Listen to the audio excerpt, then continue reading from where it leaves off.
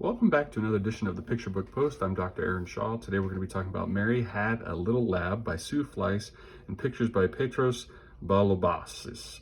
Okay, so this is the story of a little lonely girl who loves science and she likes to invent things, and she eventually decides maybe she needs a friend. So she goes and finds a sheep and basically figures out a way to start replicating sheep. And she makes sheep and she starts to get other people excited about it. So they start having sheep everywhere.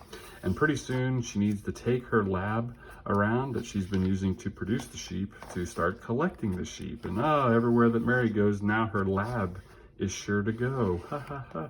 So we get to the end, and now the big twist at the end is she's going to use those sheep to start a fleece factory. Oh, okay.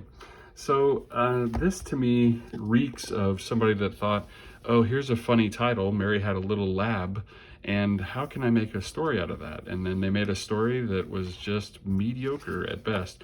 We get to the ending, and the ending is probably even a little bit subpar.